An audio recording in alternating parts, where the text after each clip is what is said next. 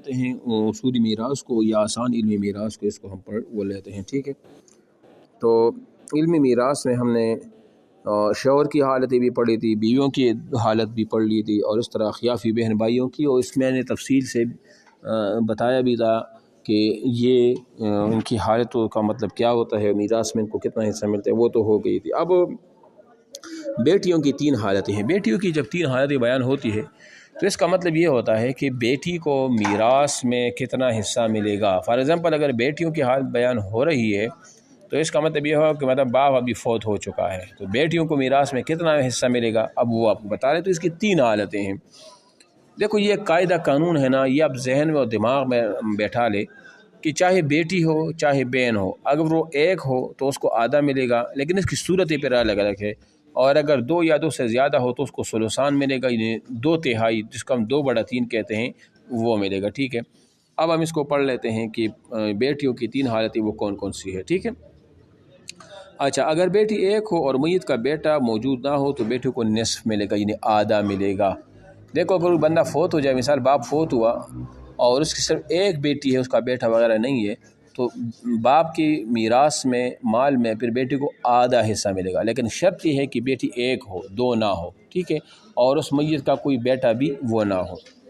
دوسری حالت یہ ہے اگر بیٹیاں 2 یا 2 سے زائد ہو اور میت کا بیٹا موجود نہ ہو تو بیٹیوں کو ثلثان ملے گا۔ اب یہ دوسری حالت ہے کہ اس میں یہ ہوتا ہے کہ اب پہلے تو بیٹی ایک تھی اور بیٹا نہیں تھا، اب بھی بیٹا نہیں ہے لیکن بیٹی ایک نہیں بلکہ 2 یا 2 سے زیادہ ہے، تو پیران کو ثلثان ملے گا۔ ثلثان کا مطلب ہے کہ 2/3 ملے گا، یعنی مال کو 3 حصے کریں گے، 3 حصے کا جو دو حصے ہوں گے، یعنی 2/3 وہ کس کو ملے گا، وہ ان بیٹیوں کو ملے گا، اور آپس میں برابر برابر اس کو وہ تقسیم وہ کریں گے۔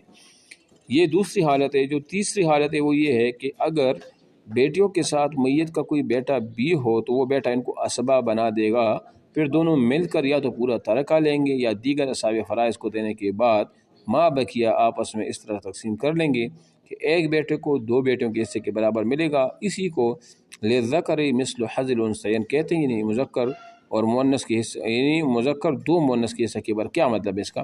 یہ جو تیسری مثال ہے یہ ہے کہ جو بندہ فوت ہوا ہے اس کا بیٹا بھی ہے اور اس کی بیٹی بھی ہے، چاہے بیٹی 1 ہو یا 2 ہو یا 3 ہو۔ اب ان کا طریقہ کار یہ ہوگا کہ یہاں جب بیٹا موجود ہے نا تو بیٹا ان کو اسبہ بنا دے گا۔ کس کو بنا دے گا؟ اسبہ وہ بنا دے گا۔ یعنی اب صورتحال یہ ہوگی کہ یہاں پر 2 بیٹیوں کا حصہ ایک بیٹے کو ملے گا، یہ قاعدہ و قانون ہے۔ یعنی مطلب جو آپس میں وہ بہن بھائی ہوں گے نا تو 2 بہنوں کا حصہ کس کو؟ ایک بھائی کو وہ ملے گا، ٹھیک ہے۔ یہ طریقہ کار وہ پھر وہ ہوگا، کیونکہ اب ساتھ میں بھائی بھی ہے تو پھر میراث میں یہ طریقہ ہوگا۔ اور بھائی کا یہ کمال بھی ہے کہ وہ ان بیٹیوں کو جو ان کی بہنیں ہیں بھائی اپنی بہنوں کو پھر کیا بھی بنا دے گا؟ اسبہ بھی بنا۔ اسبہ کا مطلب یہ ہوتا ہے کہ جو اس میں سے اگر کوئی حصہ مثال کے طور پر وہ بچ جاتا ہے نا تو پھر وہ ان کو ملے گا بھی۔ اسبہ کا مطلب یہ ہوتا ہے کہ پھر وہ بیٹیوں کو باقی جو حصہ بچے گا وہ بیٹیوں کو بھی وہ مل جائے گا۔ مثال کے طور پر وہ کسی پرائے تو نہیں ہوتا لیکن چاچا وغیرہ چاچا کے بیٹے ہیں ان کو حصہ وہ نہیں ملے گا، بیٹا یہ کمال کر جاتا ہے۔ یہ ہو گیا۔ اب پوتیوں کی بھی جو ہے نا وہ 6 حالتیں ہیں، یعنی پوتیوں کو میراث میں سے کتنا حصہ ملے گا، تو اس کا بھی وہی قاعدہ قانون ہے، اگر ایک ہوگی تو آدھا، 2 تو 2/3 حصہ ملے گا، لیکن اس کی لیے شرائط ہے کہ کس حالت میں اس کو اتنا ملے گا وہ آپ کو بھی بتا وہ رہے ہیں۔ اگر پوتی ایک ہو اور میت کی کوئی اولاد مطلب بیٹا بیٹی نیز پوتا بھی نہ ہو تو پوتی کو نصف ملے گا۔ یہ اس وقت ہے پوتی کو آدھا حصہ ملے گا جب میت کا نہ بیٹا ہو نہ بیٹی ہو، کوئی نہ بیٹے کا بیٹا ہو نہ بیٹی ہو، تو اس صورت میں جو پوتی ہے اس کو کتنا حصہ ملے گا؟ اس کو آدھا حصہ یعنی نصف ملے گا۔ یہ مال کو 2 حصوں میں تقسیم کریں گے، جو آدھا حصہ ہوگا وہ پوتی کو وہ مل جائے گا، ٹھیک ہے۔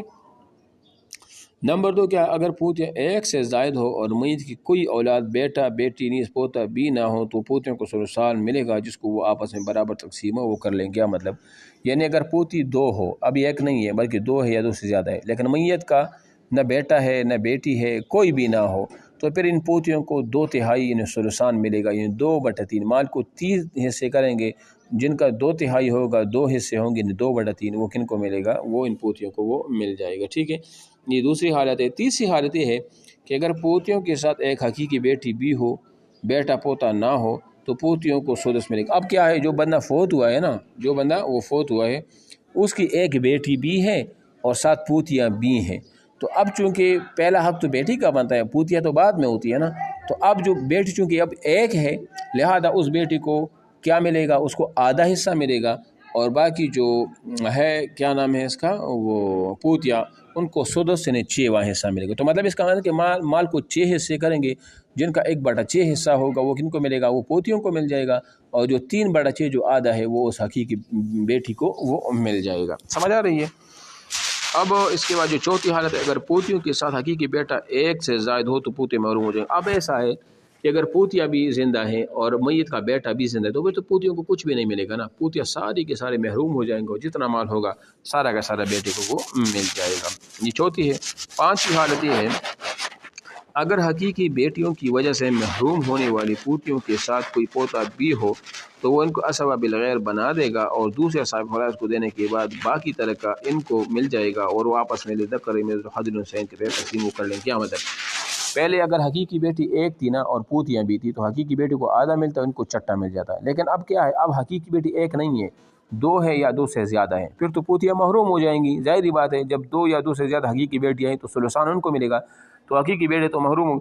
لیکن ان حقیقی بیٹیوں کے پوتیوں کے ان پوتیوں کے ساتھ ایک پوتا بھی تھا، یعنی ان پوتیوں کا جو آپس میں جو بہن بھائی تھے ان کے ایک بھائی بھی تھا، تو وہ بھائی یہ کمال کر گیا، وہ پوتا یہ کمال کر گیا کہ وہ ان پوتیوں کو غصبہ بالغیر بنا دے گا، یعنی جب جو حصہ وہ بچ جائے گا وہ ان میں پھر برابر برابر وہ کیا ہوگا، وہ حال تقسیم وہ ہو جائے گا۔ ٹھیک ہے نا؟